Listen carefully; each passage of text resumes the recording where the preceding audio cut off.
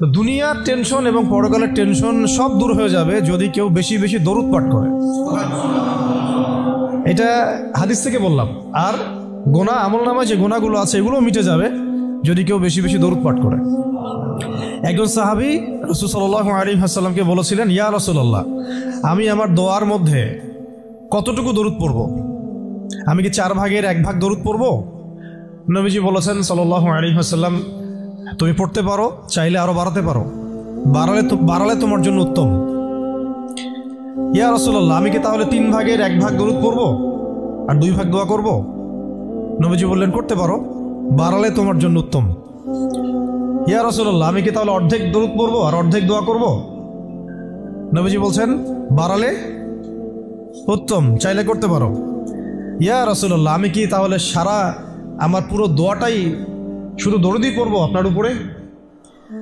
তখন নবী সাল্লাল্লাহু আলাইহি ওয়াসাল্লাম বললেন, যদি তুমি এটা করতে পারো তাহলে তোমার কোনো গুনাহও থাকবে না, কোনো দুশ্চিন্তাও থাকবে না।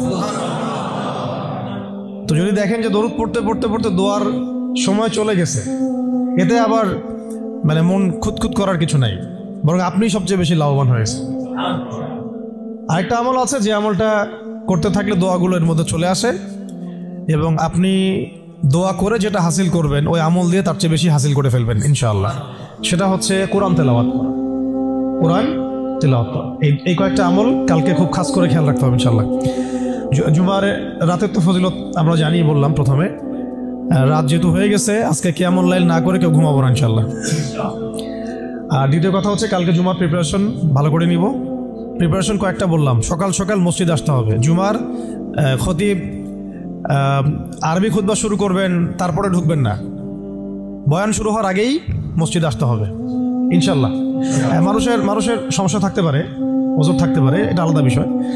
এটা হলো প্রথম কথা। সকাল সকাল মসজিদে আসা, গোসল করা, ফরজ গোসলের মতো গোসল করা, তারপরে হচ্ছে উত্তম কাপড় পরিধান করা। উত্তম কাপড় বলতে আমার সবচেয়ে সেরা কাপড়টা। আর আমরা মসজিদে আসি কিন্তু অনেকেই একেবারেই রাফ একটা কাপড় পরে আসি, এটা উচিত হয় না। হাদিসে জিবরিল মিশকাত শরীফে আছে, ওখানে দেখবেন জিবরাইল আলাইহিস সালাম মানুষের রূপ ধরে নবী সাল্লাল্লাহু আলাইহি ওয়াসাল্লামের কাছে এসেছিলেন। তার বর্ণনা দিচ্ছেন সাহাবী ওমর রাদিয়াল্লাহু আনহু। তার কাপড়টা ছিল ধবধবে সাদা, কাপড়টা ছিল ধবধবে সাদা এবং চুল কুচকুচে কালো।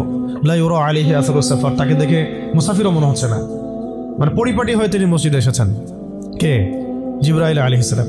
এটা শিক্ষা দিয়েছেন আমাদেরকে যে মসজিদে আসলে পরিপাটি হয়ে আসলে। খুযু যিনাতাকুম ইনদা কুল্লি মসজিদ, প্রত্যেকবার যখন তোমরা মসজিদে আসবে তখন সুন্দর করে আসো, সুন্দর কাপড় পরে আসো।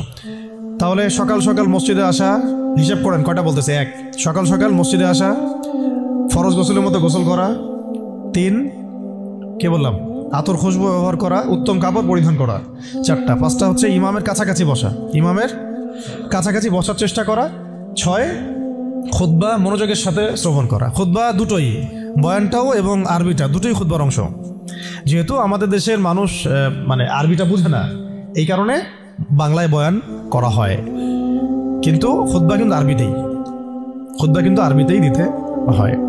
অনেকে আবার বলেন যে মাতৃভাষাই খুতবা, এটা নিয়ে একটা ইখতিলাফ সৃষ্টি করে দেয়। এখন বলেন তো দেখি, সারা বিশ্বের মধ্যে কোন ভাষাটা সবচেয়ে বেশি বুঝে মানুষ? ইংরেজি। ঠিক বলছেন। কোন ভাষা সবচেয়ে বেশি বুঝে? তো এখন কি হজের খুতবাটা ইংরেজিতে দেওয়া লাগবে? হ্যাঁ, হজে যে বিভিন্ন জায়গা থেকে মানুষ আসে, এই যে কয়দিন আগে হয়ে গেল, হজের খুতবা হয় না? এখন যেহেতু সব ইন্টারন্যাশনাল ভাষা হচ্ছে ইংরেজি, তেমন কি হজের খুতবাটা ইংরেজিতে দেওয়া লাগবে? খুতবা আরবিতেই। খুতবা কিসে? আরবিতেই। ওটা বোঝা আমার দায়িত্ব, আমাকে বুঝতে হবে। বোঝার জন্য আমাকে যদি আরবি শিখতে হয়, শিখতে হবে। এইভাবে ইসলামী খেলাফত যখন কায়েম ছিল তখন আরবি সারা বিশ্বে ছড়িয়ে পড়েছিল, তখন সবাই মোটামুটি আরবি ভাষা বুঝতো। যখন থেকে খেলাফত চলে গেছে, জাতীয়তাবাদ চলে আসছে, আর কয়েকটা তন্ত্রমন্ত্র, ওগুলো নিয়ে পরে কথা বলছি, এগুলো যতদিন আমাদের পর্যন্ত মানে মাথাটা খেয়ে ফেলছে আর কি আমাদের, তখন আরবিটাও আস্তে আস্তে শিক্ষা ব্যবস্থা থেকে উঠে গেছে।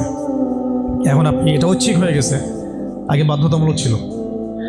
তো খুতবা শুনবেন, খুতবা শোনার পরে খুতবা চলাকালীন কাউকে ডিস্টার্ব করা যাবে না। ডিস্টার্ব করা যাবে না বলতে, কেউ যদি পাশে কথাও বলে তাকে এটাও বলা যাবে না চুপ করো, এটাও বলা যাবে না, উচিত না। সাহাবেরা যদি এমন কেউ একটু বাচ্চা যদি দৌড়াদৌড়ি করতো, তাহলে ছোট ছোট এরকম পাথর রাখতেন সামনে, ওইটা দিয়ে ঢিল দিয়ে সতর্ক করতেন, খুতবা হচ্ছে বসো, মুখ দিয়ে বলতেন না যে বসো। মানে এইভাবে তারা খুতবা শুনতেন। এই কারণেই তো কথাগুলো কলিজা পর্যন্ত পৌঁছাতো এবং সেটা আমলে আসতো। আলহামদুলিল্লাহ। আরেকটা হলো ইমামের কাছাকাছি বসলাম, খুতবা শুনলাম এবং নামাজ শেষ করলাম ইমামের সাথে, তাহলে ফজিলত হচ্ছে প্রত্যেক কদমের বিনিময়ে 1 বছরের নফল নামাজ, 1 বছরের নফল রোজা নেকি হবে ইনশাআল্লাহ।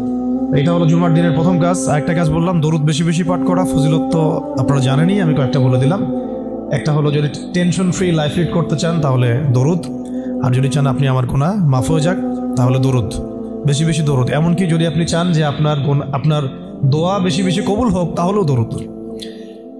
মনে করেন আমি তাওহীদপন্থী, সুন্নাহর অনুসারী, হালাল খাই, দোয়াও করছি, জায়েজ দোয়া, এই দোয়াটাও আসমানে ঝুলে থাকবে। এই দোয়াটা কোথায় ঝুলে থাকবে? আসমানে ঝুলে থাকবে। এটা রবের কবুলিয়াত পাওয়ার জন্য যে মাধ্যম সেটা হলো দরুদ। দরুদ পড়বেন, এটা উঠে যাবে ইনশাআল্লাহ। যেই নবীর এত বড় শান, এত বড় মর্যাদা, সেই নবীকে আজকে বাংলাদেশের মাটিতে কিভাবে কটূক্তি করা হচ্ছে খেয়াল করছেন? এগুলো নিয়ে কথা বলা হয়। দেখা যায় রাষ্ট্র তো এখন আসলে ইসলামিক রাষ্ট্র আর নাই। ওইটা তো একসময় ছিল ইসলামী খেলাফা, এখন চলতেছে সব আমেরিকান প্রেসক্রিপশনে আর কি। কেউ চালায় ভারতের প্রেসক্রিপশনে, কেউ চালায় আমেরিকার প্রেসক্রিপশনে, কেউ চালায় পশ্চিমাদের প্রেসক্রিপশনে। রাসূল সাল্লাল্লাহু আলাইহি ওয়াসাল্লামের সিরাত অনুযায়ী কেউ রাষ্ট্র চালায় না। তো সিরাত অনুযায়ী রাষ্ট্র চালালে এরকম সাতেমদেরকে ধরে কল্লা নামায় দেওয়া লাগতো। এখন দেধারসে দেখেন যেখানে সেখানে বাক স্বাধীনতার নামে যেই নবীর উপর দরুদ না পড়লে আপনার দোয়া পর্যন্ত কবুল হবে না, সেই নবীকে কিভাবে গালিগালাজ করা হচ্ছে। নাউযুবিল্লাহি মিন যালিক। কি করবেন? প্রতিবাদ করতে গেলে আমরা দেখলাম যে মামলা করা হলো, মামলার পরে সেই আইনের ধারাটাই বাতিল করে দেওয়া হলো। আইনের ওই ধারাই বাতিল করে দেওয়া হলো। কি আইন? নিজের স্বার্থে যখন তখন করাও যায়, আবার বাতিলও করা যায়। এই জন্যই তো আমরা বলি মানবরচিত আইনগুলো হচ্ছে তাগুত। মানবরচিত আইনগুলো কি? তাগুত মানে কি? তাগুত মানে শয়তান। তাগুত মানে কি? শয়তানের একটা ভার্সন, মানে আপগ্রেডেড ভার্সন হচ্ছে তাগুত। প্রোম্যাক্স তাগুত, শয়তান প্রোম্যাক্স, এটা হচ্ছে তাগুত। তো আল্লাহর আইন বাদ দিয়ে যখন মানুষ নিজের আইন রচনা করে তখন এরকম অবস্থা হয়। যে আইন রাসূলের শানে কটূক্তিকারীর বিচার করতে পারে না, সেই আইন আপনাকে সমাজে শান্তি দিবে, ইনসাফ দিবে? এই জিনিসটা আমাদের বুঝে আসতেছে না। এখন আমরা ঘুরে ফিরে আবার সেই ওই তন্ত্র মন্ত্রের পিছনে ছুটতেছি।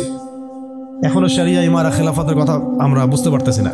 তবে বুঝি আর না বুঝি ইনশাল্লাহ সামনে এটা কায়েম হবেই।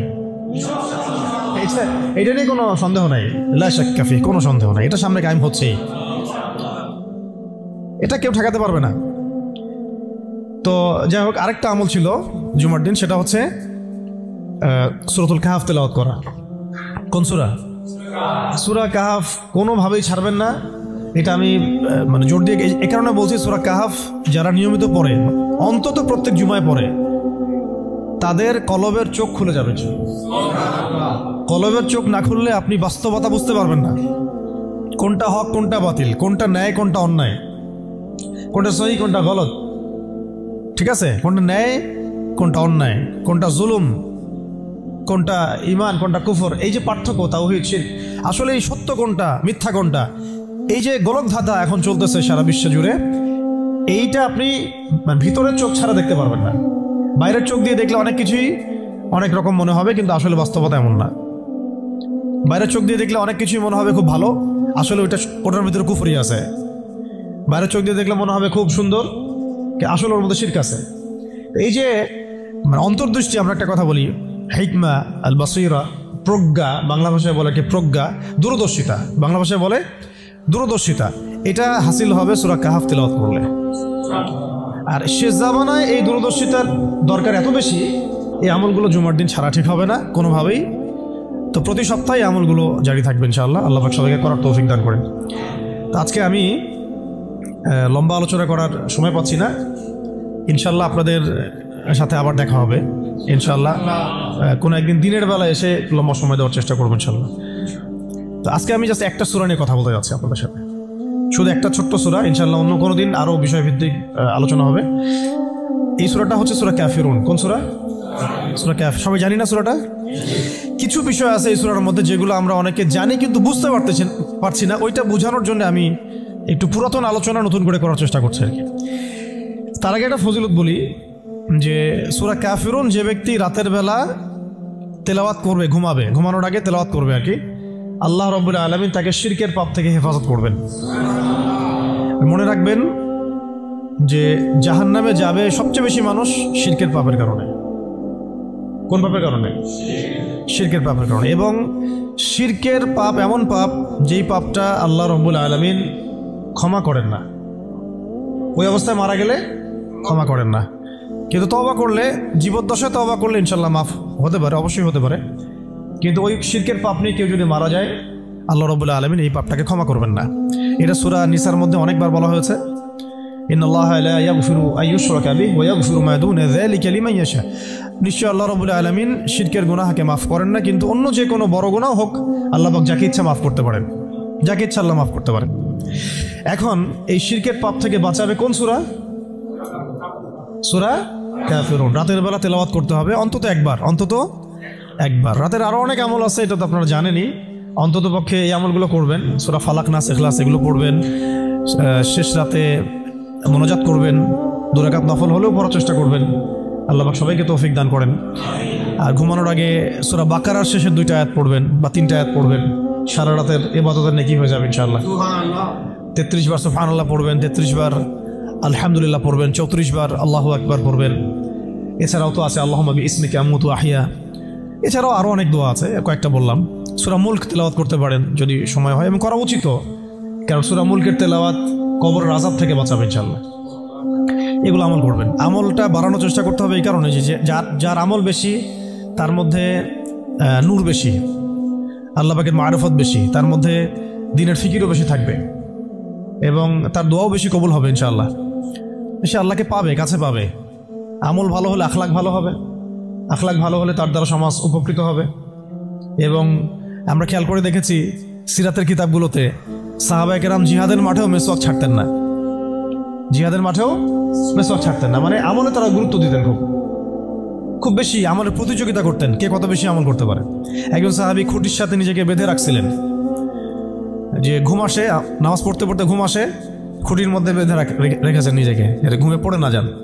তো পরে নবী সাল্লাল্লাহু আলাইহি ওয়াসাল্লাম বললেন যে এত মানে অতিরিক্ত কষ্ট না করতে বললেন। আল্লাহ পাক তো সবসময় তোমার ইবাদত কবুল করতে পারেন, নিজের উপর ইহসান করো, নিজের শরীরের হক আদায় করো। একজন সাহাবী তো এমন আমল শুরু করেছিলেন যে স্ত্রীর প্রতি তাকানোই বন্ধ করে দিয়েছেন এক সময়, হ্যাঁ তাই না? পরে স্ত্রী এসে অভিযোগ করছে, আমাকে তো আমার স্বামী দেখেই না। তখন নবী সাল্লাল্লাহু আলাইহি ওয়াসাল্লাম ডেকে বললেন যে দেখো, স্ত্রীর হক আছে তোমার উপরে, তার হক আদায় করো, সেটাও সুন্নাত, এটাও ইবাদত। তো এইভাবে সাহাবায়েরা আমলের প্রতিযোগিতা করতেন। তো আমাদেরকে আমলের মধ্যে ব্যালেন্স করতে হবে, মানে একদিকে ঝুঁকে যাওয়া না, সব আমলগুলো যেন আমার আমলের মধ্যে থাকে, এটা ব্যালেন্স করতে হবে। শুধু তসবিহ দানা নিয়ে পড়ে থাকবো, জিহাদের কথা বলবো না, এটা আবার না। আবার শুধু জিহাদের কথাই বলবো, দিন কায়েমের কথাই বলবো, নিজের ইবাদত আমল ঠিক থাকবে না, এমনও না। মানে সবকিছু ব্যালেন্স থাকতে হবে, আকীদা, আমল, সুন্নাহর ইত্তেবা সব ব্যালেন্স থাকবে ইনশাআল্লাহ। সবচেয়ে জরুরি 2টা বিষয় আমরা মাথায় রাখবো, একটা হলো ইবাদত, একটা হচ্ছে দিন কায়েম। একটা হলো ইবাদত, একটা হলো দিন কায়েম। ইবাদত তো ব্যক্তিগত ব্যাপার, এটা জীবনের প্রত্যেকটা ক্ষেত্রে ইবাদত থাকবে, আর দিন কায়েম করতে হবে জীবনের প্রতিটা ক্ষেত্রেই, শুধুমাত্র ব্যক্তিগত জীবনে, ইবাদত বন্দেগীর জীবনে না, আমার অর্থনীতি, ব্যবসা বাণিজ্য, আমার সংস্কৃতি, শিক্ষা এবং রাজনীতির মধ্যেও আল্লাহ পাক তৌফিক এনায়েত করেন। তো এখন যেটা বলতে চাচ্ছিলাম যে একদিন আপনারা তো সিরাত মোটামুটি পড়েছেন, সিরাত মানে রাসূল সাল্লাল্লাহু আলাইহি ওয়াসাল্লামের জীবনী, তো মোটামুটি পড়েছেন আমি আশা করি। যদি না পড়ে থাকেন অবশ্যই পড়বেন, ঠিক আছে? প্রথমে শুরু করবেন তো কোরআন তেলাওয়াত থেকে। কোরআন তেলাওয়াত শিখতে শিখতে সিরাতটা পড়ে ফেলবেন। সিরাতটা আগে পড়া থাকলে আপনি কোরআন হাদিসের অর্থ যখন পড়তে শুরু করবেন তখন বুঝতে পারবেন যে কোন আয়াত কোন প্রেক্ষাপটে, কোন হাদিস কোন প্রেক্ষাপটে নাজিল হয়েছে।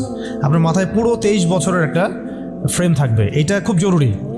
তাহলে আপনি বুঝতে পারবেন যে কিভাবে দিন প্রতিষ্ঠা করতে হবে, এবং কিভাবে নবী সাল্লাল্লাহু আলাইহি ওয়াসাল্লাম করেছেন, তার উপর দিয়ে কি অতিবাহিত হয়েছে, সাহাবীদের উপর দিয়ে কি অতিবাহিত হয়েছে, এটা আমাদের মাথায় থাকবে। এবং কোন প্রেক্ষাপটে তারা কিভাবে রিয়াক্ট করেছেন ওইটা আমাদের মাথায় থাকবে। সিরাতটা আমি পড়ার জন্য খুব বেশি জোর দেই। আরেকটা বিষয় বলতে চাই যে এই সিরাতের প্রথম যে 13 বছর, প্রথম 13 বছর এটা ছিল মাক্কি জীবন। কোন জীবন? মানে মক্কায় নবী সাল্লাল্লাহু আলাইহি ওয়াসাল্লাম দাওয়াত দিচ্ছেন। তো মক্কার পরিবেশটা কেমন? মক্কার পরিবেশটা হচ্ছে আবু জেহেলদের শাসন চলতেছে। কাদের শাসন? আবু জেহেলের শাসন চলছে, আবু লাহাবের শাসন চলছে, উতবা সাহেবা এদের কর্তৃত্ব চলছে। আবার একই সাথে নবী সাল্লাল্লাহু আলাইহি ওয়াসাল্লাম তিনিও একটা সম্ভ্রান্ত বংশ থেকে আসছেন, সম্ভ্রান্ত গোত্র থেকে, বনু হাশিম থেকে। তো তার গোত্রের মর্যাদা অনেক বেশি, ঠিক আছে। আর এদিকে বনু মাখজুম, বনু বনু এই তাইম, বনু তাই, বনু আদি, আরও অনেক গোত্র আছে। তো তারাও কিন্তু মোটামুটি প্রভাবশালী। তো রাজনৈতিক যে ক্ষমতাটা, মক্কার রাজনৈতিক যে ক্ষমতাটা, এটা আছে ওই সময় আবু জেহেল, আবু লাহাব, উতবা সাহেব এদের হাতে। এবং ওদের একটা পার্লামেন্ট ছিল, ওর নাম ছিল দারুন নাদওয়া। কি নাম ছিল? দারুন নাদওয়া। তারা আল্লাহকে বিশ্বাস করত। একটু ভালো করে বোঝার চেষ্টা করেন। তারা আল্লাহ পাককে বিশ্বাস করত, আল্লাহ বলে একজন আছে, এটা তারা আকীদা ঠিক রাখতো। এমনকি আল্লাহ পাক সৃষ্টিকর্তা, আল্লাহ পাক রিজিক দাতা, আল্লাহ সন্তান দাতা, এটাও তারা বিশ্বাস করত। কারা বিশ্বাস করত? আবু জেহেল, আবু লাহাব, উতবা সাহেবা, তারাও বিশ্বাস করত। তাহলে কিসে বিশ্বাস করতো না? তারা তাওহীদে রুবুবিয়াত বিশ্বাস করতো, কিন্তু উলুহিয়াত, আসমা ও সিফাতে বিশ্বাস করতো না। মানে আল্লাহ পাকেরই যে বিধান মানতে হবে, আল্লাহ পাকেরই যে দাসত্ব করতে হবে এবং মৃত্যুর পর জবাবদিহিতা আছে, এই বিষয়গুলোতে তারা বিশ্বাসী ছিল না। এখন প্রথম 3 বছর নবী সাল্লাল্লাহু আলাইহি ওয়াসাল্লাম গোপনে দাওয়াত দিয়েছেন। কত বছর? প্রথম 3 বছর। আর চতুর্থ বছর থেকে প্রকাশ্যে দাওয়াত শুরু হয়েছে। মক্কার কত বছর মোট? 13 বছর। এই সময় তো ইসলামী রাষ্ট্র কায়েম হয় নাই, হয়েছে দাওয়াত হয়েছে, খালি দাওয়াত। কোন পরিবেশে দাওয়াত বলুন? আবু জেহেলের যে রাজত্ব, ওর মধ্যে দাওয়াত হয়েছে। মনে করেন যে আপনি এখন আছেন মোদির রাজত্বে, মনে করেন ওই রকম একটা পরিবেশে যদি ইসলাম আসে, ওইটা একটা মক্কার মিসাল হইতে পারে, যে ওইটা একটা মক্কার মতো পরিবেশ। ওইখানে আপনি দাওয়াত, সবাই অমুসলিম, সবাই মূর্তি পূজারী, সবাই মুশরিক, ওখানে আপনি ইসলামের দাওয়াত দিচ্ছেন। পরিস্থিতি কত কঠিন! কঠিন না সহজ? অনেক কঠিন। শুধু যে শিরক আছে তা না, ওই সমাজে সুদও আছে। কি আছে ওই সময়?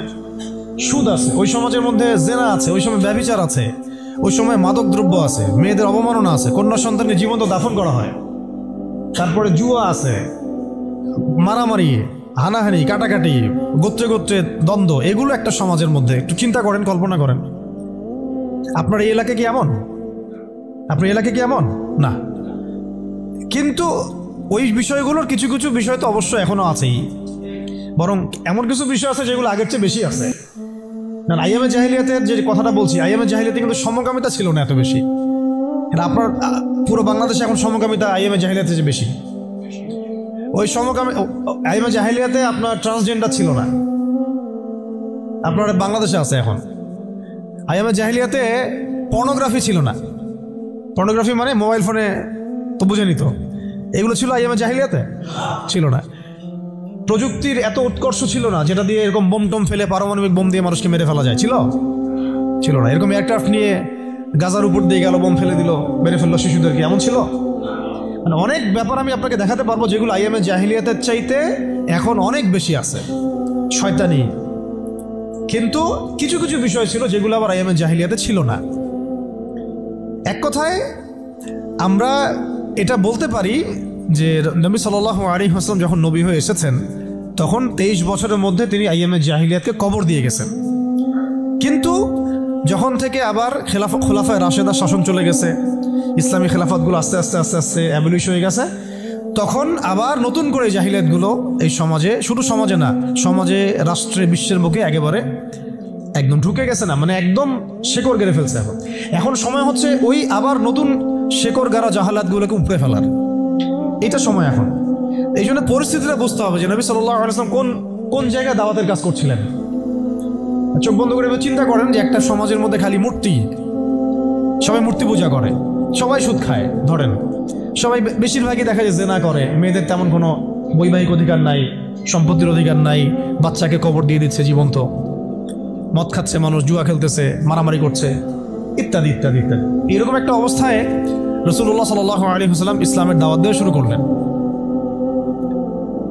দাওয়াত দিতে দিতে প্রথম 3 বছর তিনি গোপনে দাওয়াত দিয়েছেন, গোপনে গোপনে গোপনে দাওয়াত দিয়েছেন। ওই সময় কিন্তু তৈরি হয়েছে আবু বকর রাদিয়াল্লাহু আনহু, ওসমান রাদিয়াল্লাহু আনহু, আলী ইবনে আবি তালেব, যায়েদ ইবনে হারসা, এই সাহাবায়ে কেরাম তৈরি হয়েছেন ওই সময়। আব্দুল্লাহ বিন মাসউদ, বিলাল ইবনে রাবাহ, এই সাহাবায়ে কেরাম তৈরি হয়েছেন কিন্তু ওই প্রথম 3-4 বছরেই। এরপর যখন প্রকাশ্যে দাওয়াত দেওয়া শুরু করলেন, যখন ওমর এবং হামজা রাদিয়াল্লাহু আনহু তাদের মতো সাহাবীর ইসলাম কবুল করলেন, প্রকাশ্যে দাওয়াত শুরু হলো, তখন হক আর বাতিলের দ্বন্দ্ব শুরু হলো। মানে সত্য নিয়ে আপনি যখন মাঠে নামবেন তখনই মিথ্যার সাথে দ্বন্দ্ব শুরু। এটা নিয়ম, চিরায়ত নিয়ম। ব্যাস আবু জেহেল, আবু লাহাব, উতবা, সাহেবারা তো খেপে গেল। এখন এমন কোনো পথ ও পদ্ধতি নাই যেটা তারা অ্যাপ্লাই করে নাই। প্রথমে আঘাত করলো এভাবে, আরে ওর কথা শোনার দরকার নাই, সে তো মাজনুন, ব্যক্তিগত আক্রমণ। খেয়াল করে দেখবেন, এখনও আপনি বাংলাদেশে দাওয়াতের কাজ শুরু করেন, সবার আগে আপনি শয়তানদের পক্ষ থেকে, মানে মানুষ এবং জিন শয়তান উভয়, দুটার কথাই বলতেছি, শয়তানদের পক্ষ থেকে সবার আগে বাধা পাবেন। আপনার ব্যক্তি নিয়ে সবার আগে আক্রমণ করা হবে, আগে ব্যক্তিগত জীবনে আক্রমণ করা হবে। আগে আপনাকে রাষ্ট্রীয় নির্যাতনের শিকার করা হবে না, ওটা পরে আসবে, শেষে আসবে।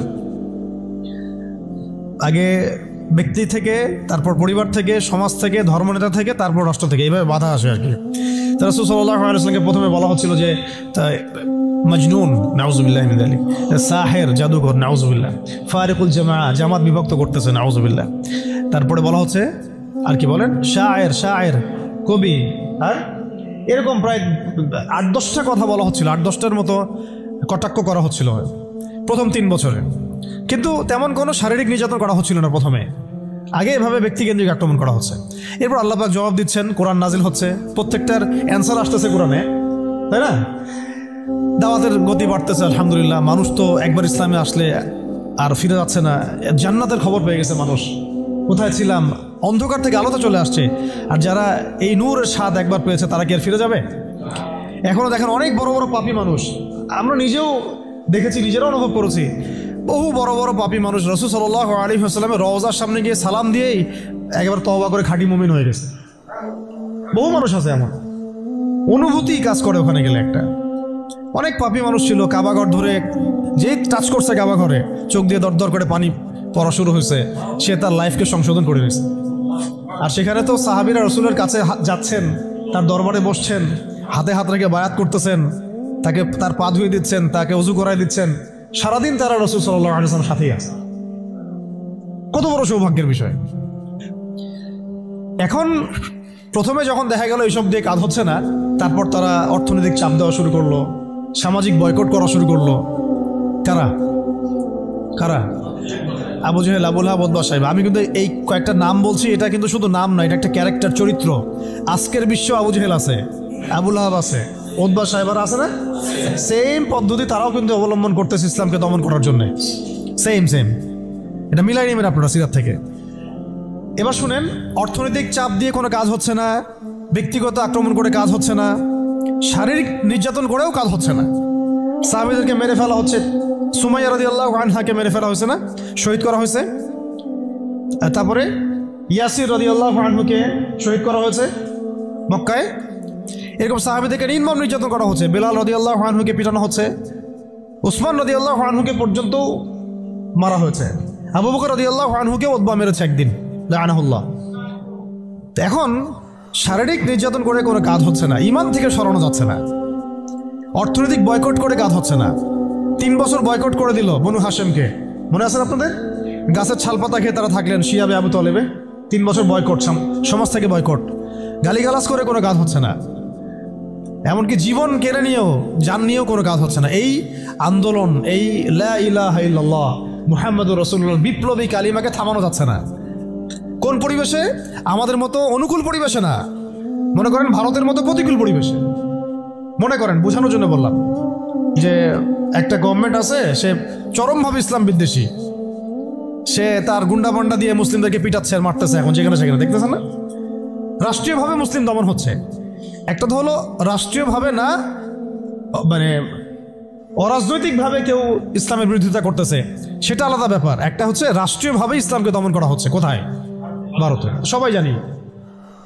তো রাষ্ট্রীয়ভাবে দেখেন, গাজ্জাকে আজকে ধ্বংসস্তূপে পরিণত করা হলো বৈশ্বিকভাবে। জাতিসংঘের প্রত্যক্ষ মদত এগুলো হয়েছে, আমেরিকার প্রত্যক্ষ সহযোগিতা এগুলো হয়েছে, পশ্চিমাদের প্রত্যক্ষ মদত এগুলো হয়েছে। এখন কথা হচ্ছে আপনাকে পরিস্থিতিটা বুঝতে হবে যে আবু জেহেল আবু লাহাবদের অবস্থা কেমন ছিল, ওই সমাজটার অবস্থা কেমন ছিল। প্রতিকূল পরিবেশে দাওয়াতের কাজ করা হচ্ছে, তারা একটার পর একটা অস্ত্র প্রয়োগ করছে, কিন্তু কোনো অবস্থাতেই মুসলমানদেরকে থামানো যাচ্ছে না। তাদের সংখ্যা কি বাড়ছে না কমছে? মুসলিমদের সংখ্যা বাড়ছে না কমছে? আবার বলেন, মুসলিমদের সংখ্যা কি বাড়ছে না কমছে? বাড়ছে আর বাড়ছে আর বাড়ছে, দিন দিন বাড়ছে। কত নির্যাতন হচ্ছে, শারীরিকভাবে মারা হচ্ছে, অর্থনৈতিক নিষেধাজ্ঞা দেওয়া হচ্ছে, সমাজ থেকে বয়কট করা হচ্ছে, তারপর সম্পত্তি থেকে বঞ্চিত করা হচ্ছে, বাবা ছেলেকে তাড়াই দিচ্ছে, মা ছেলেকে তাড়াই দিচ্ছে। কি একটা অবস্থা! অবস্থা কি ভাবতে পারছেন কেমন জটিল অবস্থা? এত কিছু করেও যখন কোনো কাজ হলো না, তখন আবু জেহেল আবু লাহাব উতবা সাহেবারা একটা নতুন ফর্মুলা নিয়ে আসলো। এখন তারা নতুন একটা ফর্মুলা নিয়ে আসছে। এই ফর্মুলাটার নাম হচ্ছে আপোষকামিতা বা সন্ধি করা। এটার নাম কি? আপনারা খেয়াল করে দেখবেন, আমি একটু বলে নেই 1 মিনিট।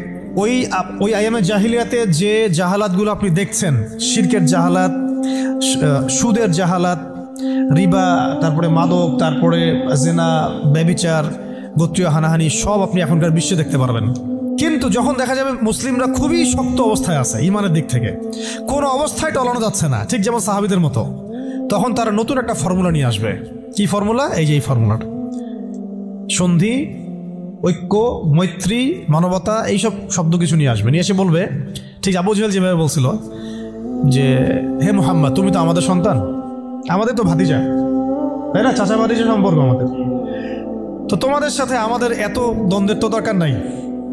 একটা কাজ করো, আসো তোমরা একটা বছর আমাদের লাত উজ্জা হবল মানাতের ইবাদত করো, আমরা 1 বছর তোমার আল্লাহর ইবাদত করব। কেমন মনে হচ্ছে প্রস্তাবটা?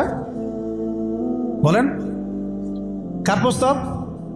আবু জেহেল আবু লাহাব উতবা সাহেবাদের প্রস্তাব। এটার সাথে আজকে বিশ্ব মিলাই নিয়েন, ওটা আপনারা মিলাবেন। আমি ধরাই দিচ্ছি, মিলাবেন কারা নিজেই বুঝতে পারবেন আপনি যে কথা কোন দিকে যাচ্ছে এখনকার প্রেক্ষাপটে আর কি। 1 বছর তোমরা আমাদের লাত উজ্জা হবল মানাতের ইবাদত করো, আর 1 বছর আমরা তোমার আল্লাহর ইবাদত করব।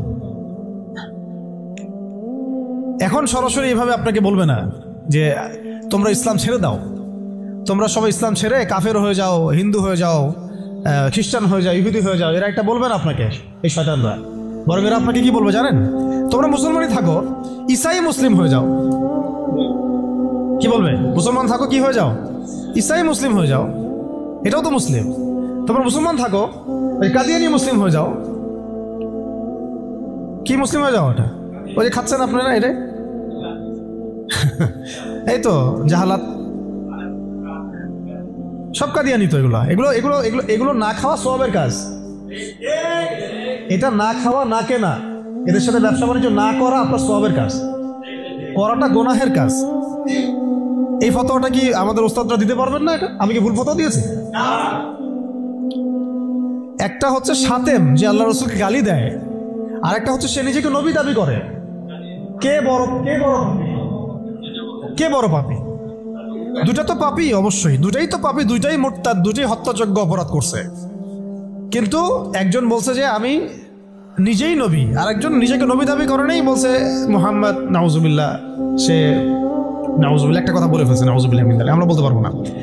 এখন কথা হচ্ছে দুজনেই কিন্তু সাতেম, দুজনেই কিন্তু মুরতাদ, উভয়কেই হত্যা। ইসলামী ফিকহে এটাই আছে। কিন্তু এর মধ্যে বড় পাপীটাকে, যে নিজেকে, তো ওই যে খাচ্ছেন গ্রাম অঞ্চলের মানুষ, সহজ সরল মানুষ, এগুলো বুঝতেও পারছে না যে কোন ফাঁদে পড়ে গেছে মানুষ। আল্লাহ আমাদেরকে বোঝার তৌফিক দান করেন। আর তারা এই নীরবে নীরবে নীরবে তাদের শিকড়টাকে শক্ত করেছে, অর্থনৈতিক ভিত্তি শক্ত করেছে, তাদের জনবল বাড়াইছে, বিভিন্ন জায়গায় তারা জায়গাটাকে কিনে ফেলছে। এমনও সাতক্ষীরার মধ্যে একটা আমরা গ্রামে গিয়েছিলাম যেখানে ওদেরই সংখ্যা বেশি, মুসলমানদেরকে তারা ওই দোকান ভাড়া দিচ্ছে। আমরা তো আসি ওই যে হাত বাঁধবো কোথায়, তাই না, এই যে এগুলো নিয়ে। আর এদিকে যে কি অবস্থা ভিতরে, যে মানে আমাদের কি অবস্থা, এটা এটা এটা বোঝার জন্য সূরা কাহাফ তেলাওয়াত করেন, তাহলে বুঝতে পারবেন ইনশাআল্লাহ। তা আমি বলছিলাম যে ওটা অন্য প্রসঙ্গ, এটা নিয়ে আপনারা খতমে নবুয়ত একটা বিভাগই আছে মারকাজুদ দাওয়ায়, খতমে নবুয়ত বিভাগ আছে একটা, ওই খতমে নবুয়তের অনেক কিতাব, অনেক আর্টিকেলস সব ছাপানো হয়ে গেছে। এগুলো আপনারা পড়লেই বুঝতে পারবেন কত বড় ধোঁকাবাজি, কত বড় প্রতারণা। এটা নিয়ে ইনশাল্লাহ আরেকদিন কথা বলবো ইনশাল্লাহ, ঠিক আছে? তবে এদের সাথে কোনো রকম সম্পর্ক রাখবেন না, কোনো রকম না। এটা আপনি ইমানের দাবি। আমি বলছি না যে আপনি অস্ত্র নিয়ে আপনি গিয়ে তাকে গর্দান নামায় দেন, এটা আপনি করতে পারবেন না। এটা আপনি করার মতো এখন আপনার ক্ষমতা নাই। যদি এটা ইসলামিক রাষ্ট্র হতো তাহলে আমরা এটার ব্যবস্থা নিতে পারতাম। এটা ইসলামিক রাষ্ট্র নয়, এটা একটা গণতান্ত্রিক রাষ্ট্র, সেকুলার রাষ্ট্র এবং জাতীয়তাবাদী রাষ্ট্র, এবং এই মতবাদগুলো ইসলামের সাথে সাংঘর্ষিক। ঘোরায় পেঁচায় খাওয়ানোরও কোনো সুযোগ নেই। এই মতবাদগুলো দিয়ে আপনি ইসলামী শরিয়া রাষ্ট্র কায়েম করতে পারবেন না, এটা শেষ কথা। এটা চেষ্টা করে দেখে নেন, পারবেন না, কেউ পারে না আজ পর্যন্ত। এখন মূল যেটা কথা ছিল যে ওরা বলেছিল কি 1 বছর ইবাদত করো লাত উজ্জা হবল মানাতের, আমাদের মূর্তিগুলার, আমরা 1 বছর তোমার আল্লাহর ইবাদত করবো, ঠিক আছে?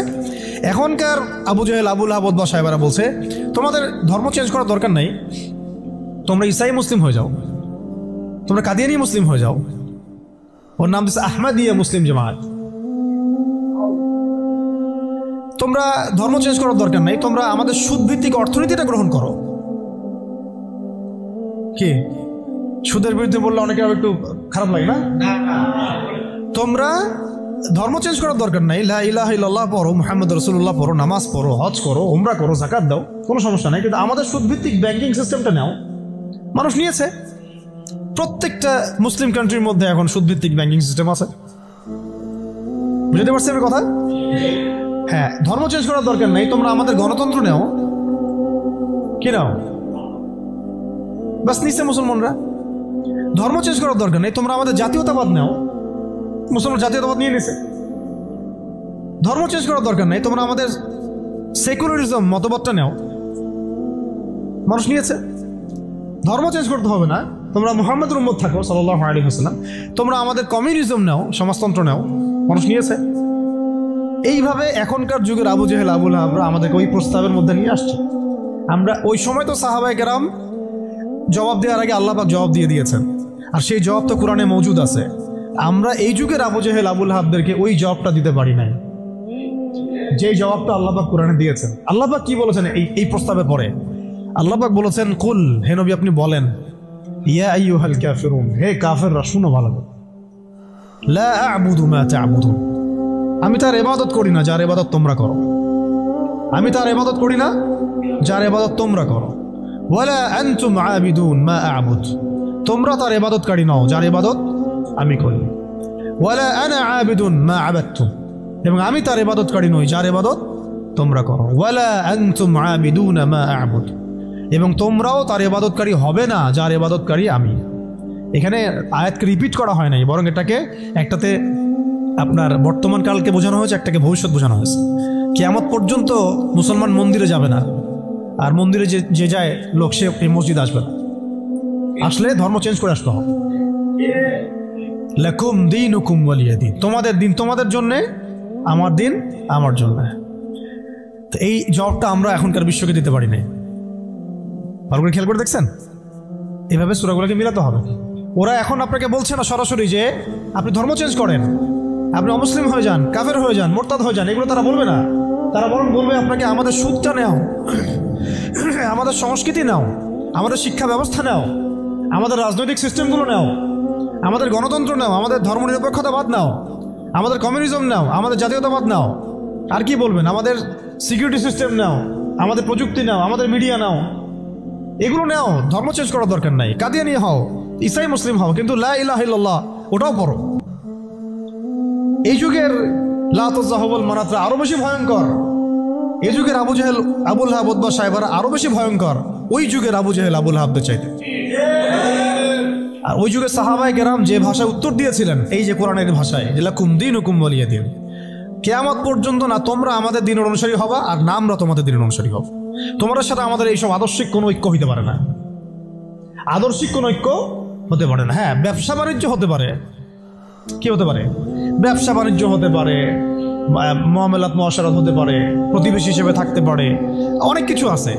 কিন্তু আদর্শিক যেখানে, ইসলাম যেখানে প্রশ্নবিদ্ধ, ইসলামের মৌলিক বিষয় যেখানে ক্ষতিগ্রস্ত হবে বা বাধাপ্রাপ্ত হয়, এরকম কোন উসুলে তোমার আমার কখনো ঐক্য হতে পারে না। এখন যে কথাগুলো আমি বললাম এগুলো কি ইসলামের মৌলিক বিষয় না? কেউ যদি কাদিয়ানি হয় সে কি আর মুসলিম থাকে? কেউ যদি ঈসাই মুসলিম হয় মুসলিম থাকবে? কেউ যদি চরম সুদখোর হয় সে তো আল্লাহর সাথে যুদ্ধ করতেছে, রাসূলের সাথে যুদ্ধ করতেছে, সে কিভাবে মুসলিম হতে পারে? কেউ যদি এরকম পশ্চিমা তন্ত্রমন্ত্রের পূজা করে সে কি আর মুসলিম থাকতেছে নাকি? ফাসেক হয়ে যাচ্ছে। এখন কথা হচ্ছে এই সূরা থেকে আমাদের এই শিক্ষাগুলো নিতে হবে যে আজকের বিশ্বেও, আজকের এই জামানাতেও কোনো অবস্থাতেই এই কাফের, মুশরিক, মুরতাদ, মুনাফিক এরকম কোনো তন্ত্রমন্ত্রের ফাঁদে আমাদেরকে পা দেওয়া যাবে না। কেন দেওয়া যাবে না? কারণ আল্লাহ রাব্বুল আলামিন আমাদেরকে পরিপূর্ণ শরিয়া দিয়েছেন, পরিপূর্ণ কোরআন দিয়েছেন, সুন্নাহ দিয়েছেন, প্রত্যেকটা বিষয়ের পুঙ্খানুপুঙ্খ সমাধান দিয়েছেন। আমার অন্য কারো কাছ থেকে সমাধান ধার করারও কোনো দরকার নেই। আমাদের ব্যক্তিগত জীবনের হেদায়েত কোরআন সুন্নাহে মওজুদ আছে, পারিবারিক হেদায়েত আছে, সামাজিক আছে, শিক্ষা ব্যবস্থার আছে, সংস্কৃতির আছে, রাষ্ট্রীয় এবং রাজনৈতিক হেদায়েতও আছে। আমাকে তোমার কাছ থেকে তন্ত্রমন্ত্র ধার করতে হবে না। এই বিষয়টা আমাদের খুব ভালো করে বুঝতে হবে। কোন ক্ষেত্রে কি হেদায়েত আছে এটার জন্য আমাদেরকে পড়াশোনা করতে হবে, দেখতে হবে, জানতে হবে, খুঁজতে হবে, ওলামায়ে কেরামের সাথে মাশওয়ারা করতে হবে। আর কোনো জায়গায় যদি দেখেন যে কোনো আলেমও এগুলোতে প্রভাবিত হয়ে গেছে তাহলে আপনি হকপন্থী আলেম খুঁজে বের করবেন। এইভাবে আমাদেরকে সামনের পথটা চলতে হবে। এই সূরার পর একটা সূরা আছে, কি নাম? সূরা নাসর। কোন সূরা? তাই না? সূরা নাসর না? শেষ করে দেই, একটু অনেক দেরি হয়ে গেছে। এখন যখন কোন প্রেক্ষাপটে সূরা কাফিরুন নাজিল হয়েছিল আপনাকে তো বলছি একবার, ওই রকম প্রেক্ষাপটে এই সূরা নাজিল হয়েছে। আর এখন তো আমরা আছি ইসলাম বান্ধব পরিবেশের মধ্যে। তাহলে আমরা কেন এই যুগের আবু লাহাব, আবু জেহেল, উতবা সাহেবাদের এই তন্ত্রমন্ত্রগুলোর অনুসারী হব, ওদের ধোকায় পা দিব? যেখানে ওর ইসলামকে আক্রমণ করবে আমরা কেন সেখানে সায় দিব?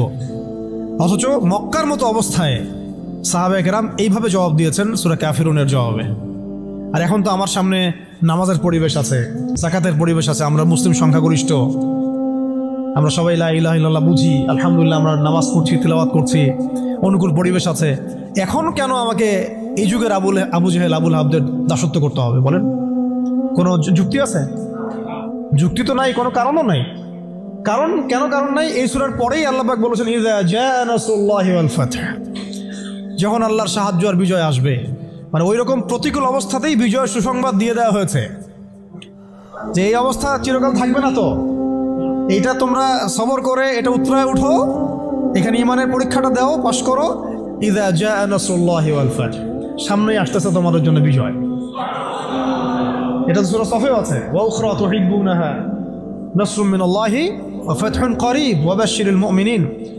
আর তোমরা যেটা পছন্দ করো দুনিয়ার, তোমরা দুনিয়াবি বিজয় অর্জন করবে, সেটাও সামনে আসতেছে। ফাতহুন করিব, আল্লাহ বলেছেন করিব, নিকটে আসবে এটা। ওয়া বাশশিরিল মুমিনিন ওয়া রাআইতান নাস ইয়াদখুলুনা ফি দীনিল্লাহি আফওয়াজা, একটা সময় আসবে মানুষ দলে দলে আল্লাহর দ্বীনে ঢুকতে থাকবে।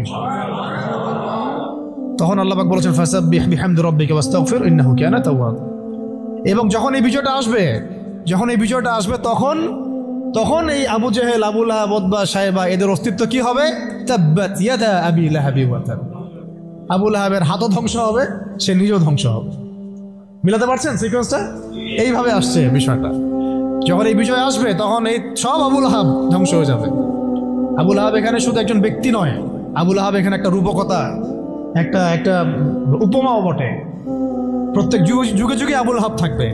এই যুগের আবু লাহাব কারা জানেন? যারা সুদ ভিত্তিক এই ব্যাংকিং সিস্টেমের এই হর্তাকর্তা, এরা হচ্ছে এই যুগের আবু লাহাব। মা আগনা আনহু মালুহু ওয়া মা কাসাব, তাদের এইসব হারাম মাল কোনো কাজে আসবে না, এবং তারা যেটা অর্জন করেছে সেটা কোনো কাজে আসবে না। সায়াসলা নারান যাতা লাহাব, আগুনে প্রবেশ করবে তারা। ওয়া ইমরাতুহু, এবং তার স্ত্রীও। এর স্ত্রী মানে শুধু স্ত্রী না, স্ত্রী মানে কিন্তু সহযোগী। স্ত্রী মানে কি? সহযোগী।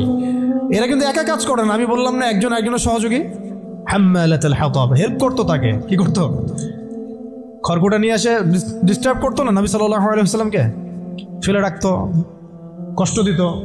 ওরাও এখন দেখেন আল্লাহর দ্বীনকে কষ্ট দেয়, রাসূলুল্লাহ সাল্লাল্লাহু আলাইহি ওয়াসাল্লামকে কষ্ট দেয়। ওই যে সূরা কাফিরুনের ওই অবস্থায় টিকে থাকাটা কত কঠিন। লাকুম দীনুকুম ওয়ালিয়া দীন, কত কঠিন। ওই সিরাতের রাস্তা পাড়ি দেওয়া লাগবে, ওই সবর করতে হবে, মারও খাওয়া লাগতে পারে, জানও যাবে, হিজরতও করা লাগতে পারে। হিজরত করেছেন নবী সাল্লাল্লাহু আলাইহি ওয়াসাল্লাম। তারপরে ইসলামী রাষ্ট্র আল্লাহ পাক দিবেন ইনশাআল্লাহ। কিসের মাধ্যমে দিবেন? দাওয়াত, তাবলীগ এবং জিহাদের মাধ্যমে। দাওয়াত, তাবলীগ এবং জিহাদের মাধ্যমে, শুধু দাওয়াত আর তাবলীগের মাধ্যমে না, দাওয়াত, তাবলীগ এবং সাথে জিহাদও থাকতে হবে। তারপরে ইসলামী রাষ্ট্র ব্যবস্থা আসবে ইনশাআল্লাহ। এরপরে দেখেন কি বলা হলো, ওয়ামরাআতু, তার স্ত্রীও থাকবে, হাম্মালাতুল হাতাব ফি জিদিহা হাবলুম মিন মাসাদ। দেখেন ওর গলায় থাকবে জাহান্নামে ওই যে ছোবরা, রশি। মানে হেল্প করার কিছু উপকরণও ছিল, কিছু উপকরণ দিয়ে সে ইসলামের বিরোধিতা করত, দুশ্মনী করত। এখনো তারা অনেক উপকরণ বের করে ফেলছে ইসলামকে মানে ক্ষতিগ্রস্ত করার জন্য। এমনকি দেখেন কত কত নতুন নতুন প্রযুক্তি আসছে, এই প্রযুক্তিগুলো দিয়ে তারা ইসলামের ক্ষতি করতেছে। ভালো করে খেয়াল করে দেখেন, এমন অনেক প্রযুক্তি তারা বের করেছে, মিডিয়া বের করেছে, প্রযুক্তি বের করেছে, সিস্টেম বের করেছে, তন্ত্রমন্ত্র বের করেছে, মানে উপকরণ লাগে ইসলামকে ক্ষতিগ্রস্ত করার জন্য। আবুল হাবের স্ত্রীও উপকরণ দিয়েই নবী সাল্লাল্লাহু আলাইহি ওয়াসাল্লামকে ক্ষতি করার চেষ্টা করছিল। আল্লাহ পাক আবার সেই উপকরণ তার গলায় ফাঁস লাগিয়ে তাকে মৃত্যু দিয়েছেন, মনে আছে? ওই গলার মধ্যে তার রশি আটকে ফাঁস লাগিয়ে সে মারা গেল। কে? আবুল হাবের স্ত্রী। এই যে যে ক্ষতি, ইসলামের ক্ষতি করার জন্য যে উপকরণগুলো তারা বের করেছে, শুনে রাখেন, ইসলামের ক্ষতি করার জন্যে, ইসলামকে ধ্বংস করার জন্যে আর মুসলিম নিধনের জন্য তারা যে উপকরণগুলো তৈরি করেছে, যে সিস্টেমগুলো তৈরি করেছে, যে মিডিয়াগুলো তৈরি করেছে, যে প্রযুক্তিগুলো তৈরি করেছে, এগুলোই ওদের ধ্বংসের কারণ হবে ইনশাআল্লাহ। এমনও হইতে পারে সামনের বিশ্বে ওদের হাতে তৈরি করা ওরাই মরবে ইনশাআল্লাহ। দেখে নিন, এটাও হইতে পারে ইনশাআল্লাহ। এটা সম্ভাবনা আছে, হবে এটা তো আমি বলতে পারবো না, এটা হতে পারে, সম্ভাবনা আছে, সম্ভাবনা আছে। আল্লাহ পাক যেন এদের মধ্যে শত্রুতা লাগায় দেন, একে অপরকে দিয়ে ধ্বংস করায় দেন। আমি যেভাবে ওরা মুসলিমদেরকে ধ্বংস করার পায়তারা করেছে, এর চেয়ে 1000 গুণ বেশি ধ্বংস আল্লাহ পাক তাদেরকে করে নেন। আমরা দোয়া করবো কাদের জন্য? যাদের মনের মধ্যে ইসলামের জন্য সিম্প্যাথি আছে, সফট কর্নার আছে, ইসলামকে মন থেকে ভালোবাসে, এই ভাইদের জন্য আমরা দোয়া করবো। এই জন্য আমরা বাংলাদেশের এই সিস্টেমের মধ্যে ধরেন আর্মি, র্যাব, পুলিশ, বিজিবি, আমাদের পলিটিশিয়ান যারা বুঝে না বুঝে বিভিন্ন মানে জালেমের সহযোগীও হয়ে গেছে, আমরা সবার জন্যই দোয়া করি আল্লাহ পাক যেন তাদের সবার হৃদয়টাকে ঘুরায় দেন। তাদের মধ্যে অনেক মানুষ আছে যারা বুঝে না বুঝে হয়তো দুনিয়াবি কোনো স্বার্থে অন্যায়ের পথে চলে গেছে, বা বুঝে না, ইসলামটা বুঝে না, কিন্তু আবার ইসলামকে ভালোবাসে, ইসলামকে ভালোবাসে। আমরা এই ভাইদের জন্য দোয়া করতে পারি, এই জালেমদের জন্য আমরা কি দোয়া করতে পারি? অতএব ফি জিদিহা হাবলুম মিন মাসাদ, এটাও হবে, দেখে নিন। আর শেষ কথা কি, এটা কে করবেন? এই পুরো পরিকল্পনাটা কার? এই পুরো পরিকল্পনা হচ্ছে পরের সূরায় কুল হুয়াল্লাহু আহাদ। এটা এক আল্লাহর পরিকল্পনা। কোন আল্লাহ? আল্লাহুস সামাদ, যিনি কারো মুখাপেক্ষী না, কারো মুখাপেক্ষী না, তিনি আমাদের মুখাপেক্ষী না। এটা আল্লাহ করাবেন, আল্লাহর বান্দাদেরকে দিয়ে আল্লাহ করাবেন।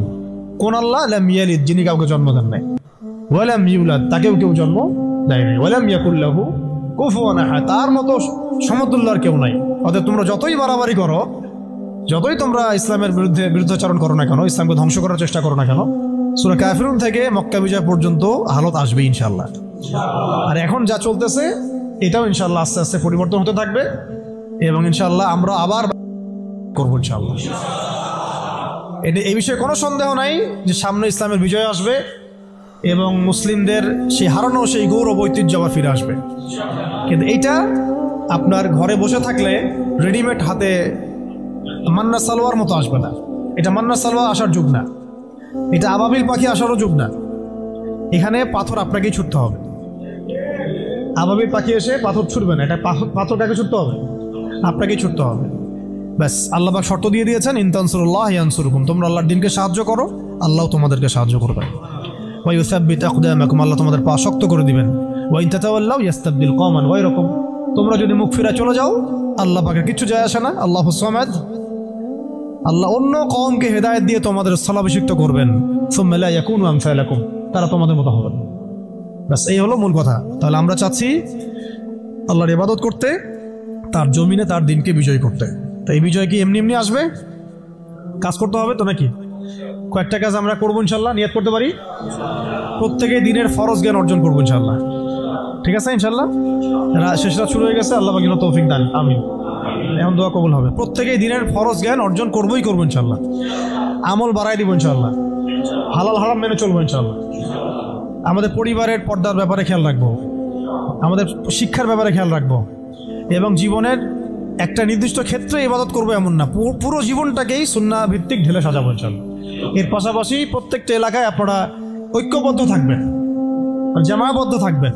এখন তো আর ওই অবস্থা নাই যে একজন আমির আর সবাই মামুর হয়ে আছে, এমন তো অবস্থা নাই। তাই প্রত্যেকটা অঞ্চলেই তাওহীদপন্থী মানুষরা একসাথে থাকবেন ইনশাআল্লাহ। আর ইসলামপন্থী যে ভাইরা আছেন, বিভিন্ন দল সংগঠন করছেন, তাদের সাথে মিলেমিশে থাকবেন। একে অপরের সাথে কোনো কাদা ছোড়াছড়ি বা কোনো রকমের দ্বন্দ্বে যাবেন না। তাদের দ্বারা ইসলামের উপকার হলো তো আলহামদুলিল্লাহ, কিন্তু যদি দেখা যায় তারাও এইসব তন্ত্রমন্ত্রের ধোকায় পড়ে গোলক ধাঁধায় হারায় যান, এতে আল্লাহর কিছু যায় আসবে না। আল্লাহ পাক শরিয়া কায়েম করাই দিবেন ইনশাআল্লাহ। তারাও বুঝতে শিখবে, বুঝতে পারবে যে এইসব পশ্চিমা তন্ত্রমন্ত্র দিয়ে শরিয়া কায়েম হবে না। অন্ততপক্ষে কিছু যদি উপকার হয় তাহলে তাও তো ভালো, ইসলামের জন্য ওইটুকু ভালো। নাইমামার চেয়ে তো কালামামা ভালো বলি আমরা কথা। শেষ কথা হচ্ছে, এইগুলোর সাথে আমাদের ব্যাপক দাওয়াতের কাজ লাগবে, ব্যাপক দাওয়াতের মেহনত লাগবে, এবং প্রয়োজনে জিহাদের প্রস্তুতি রাখতে হবে। এই কাজগুলো মানে একত্রিত হলে ইনশাল্লাহ দেখবেন সূরা কাফিরুন থেকে মক্কা বিজয় ইনশাল্লাহ হয়ে যাবে। এইগুলা আমি আবেগ থেকে কথা বলেছি এমন না, এটা বাস্তব। এটা বাস্তব ছিল, অতীতেও হয়েছে, এবং প্রত্যেক শতাব্দীতে ইসলাম বিজয়ী ছিল, এই শতাব্দীতেও হবে ইনশাল্লাহ। আল্লাহ পাক যেন সেই কাফেলে আমাদেরকে কবুল করেন। আল্লাহ পাক যেন আমাদের মধ্যে যারা ইখলাস রাখেন, মনের মধ্যে ইখলাস রাখেন, সেই প্রত্যেক ভাইকে আল্লাহ পাক সেই মাকবুল জামায়াতের মধ্যে, মাকবুল কাফেলার মধ্যে কবুল ও মঞ্জুর করে নেন।